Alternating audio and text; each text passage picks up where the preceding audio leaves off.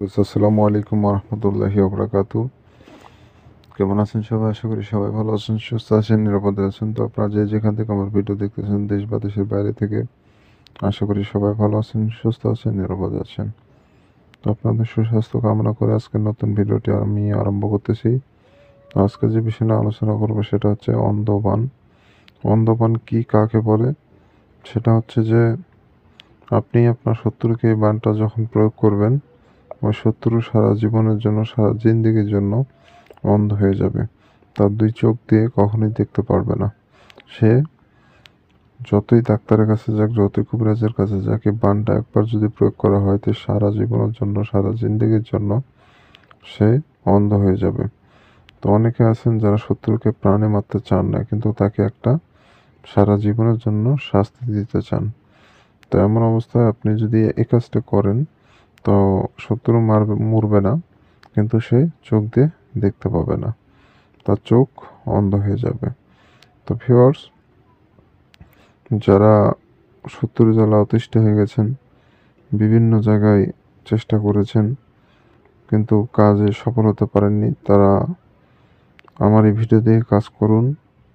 100% আপনার ওই শত্রু অন্ধ হয়ে যাবে। এটা খুবই শক্তিশালী একটি বান।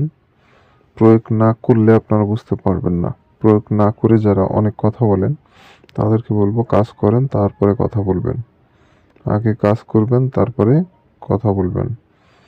আপনি কাজ করুন, 100% খাটবে। আবার অনেক সময় খাটে না। কেন খাটে না? যদি যে শত্রুকে আপনি বান মারবেন তাকে যদি হিংসামূলকভাবে বান মারেন, তাহলে কিন্তু খাটবে না।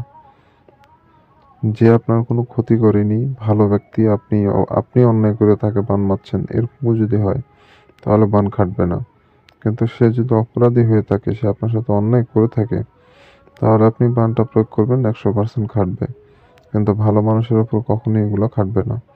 অতএব সাবধানতা অবলম্বন করে আপনাদের মূলত কাজটি করতে হবে। তো যাই হোক বন্ধুগণ, আপনারা যদি আমার চ্যানেলে নতুন এসে থাকেন, প্রথমবারের মতো আমার ভিডিও দেখে থাকেন, অবশ্যই আমার চ্যানেলটি সাবস্ক্রাইব করে রাখবেন এবং পাশে থাকা বেল আইকনে ক্লিক দিয়ে অল নোটিফিকেশন অন করবেন। এতে করে পরবর্তী সব নতুন নতুন ভিডিওগুলো দেখতে পারবেন সবার আগে।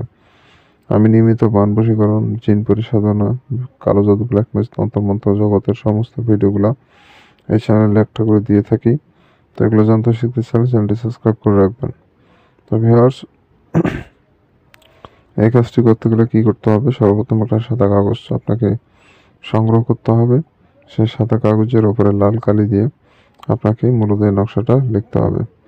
আপনি স্কেল ব্যবহার করে নকশা লিখবেন, কারণ স্কেল ব্যবহার না করলে নকশা তেরা বেঁকা হয়। আর নকশা তেরা বেঁকা বা 19-20 করা যাবে না। যেভাবে আছে ওইভাবে আপনাকে মূলত সম্পূর্ণ নকশা কমপ্লিট করে ফেলতে হবে। যদি 19-20 করেন, হিতে বিপরীত হওয়ার সম্ভাবনা রয়ে যায়। অতএব সাবধানতা অবলম্বন করে আপনাকে মূলত কাজগুলো সম্পূর্ণ করতে হবে। আশা করি বুঝতে পেরেছেন। আসলে না বোঝার কিছুই নেই, আমি সব কিছু খোলামেলাভাবে বলে দিচ্ছি। তো যখন নকশা লিখবেন, দিনটা হতে হবে শুক্রবার এবং শনিবার। এই দুই দিনে যে কোনো একদিনে কাজ করতে পারবেন। যদি শুক্রবার করেন তাহলে শুক্রবার, আর যদি শনিবারে করতে চান তাহলে শনিবারে করবেন। তো এই দুই দিনে যে কোনো একদিনে করতে পারবেন। যখন নকশা লিখবেন, আশেপাশে কেউ যেন না থাকে, রাত 10টার পর নকশা লিখতে বসবেন। রাত 10টার পর নকশা লিখবেন। আর যদি শুক্রবারে লেখেন তাহলে জুম্মার নামাজের পর লিখবেন। জুম্মার নামাজের পর আপনি লিখবেন। আর যদি শনিবারে লেখেন, রাত 10টার পর লিখবেন, লিখতে বসবেন। তো 2 দিনে 2টা নিয়ম, কিন্তু এটা মাথায় রাখবেন। ভুলভ্রান্তি করা যাবে না। যখন নকশা লিখবেন, আশেপাশে কেউ যেন না থাকে, নিরিবিলি জায়গায় বসে বা ফাঁকা রুমে বসে সম্পূর্ণ নকশা আপনাকে লিখতে হবে। যখন নকশা লিখবেন, নিজে পাক পবিত্র থাকবেন। যে জায়গায় বসে নকশা লিখবেন, জায়গাটা যেন পাক পবিত্র হয়। তো এভাবে করে মূলত সম্পূর্ণ নকশা আপনাকে লিখতে হবে। আর বন্ধুগণ, যে কাগজের ওপর নকশাটা লিখবেন, কাগজটা যেন পাক পবিত্র হয়। কোনো রকম নোংরা আবর্জনা যেন কাগজে না ভরে থাকে, সেটা লক্ষ্য রাখতে হবে আপনাকে। মানে ফ্রেশ, চকচক, পবিত্র কাগজ হতে হবে। তো এভাবে করে মূলত সম্পূর্ণ নকশা আপনাকে প্রস্তুত করে ফেলতে হবে। তো এই নকশাটা মূলত 10 মিনিটের মধ্যে লিখতে হবে। 10 মিনিটের বেশি সময় লাগালে নকশা কাজ করবে না। 10 মিনিটের মধ্যে সীমাবদ্ধ রেখে মূলত সম্পূর্ণ নকশা আপনাকে প্রস্তুত বা কমপ্লিট করে ফেলতে হবে। তো এভাবে করে মূলত নকশা আপনাকে শেষ করতে হবে।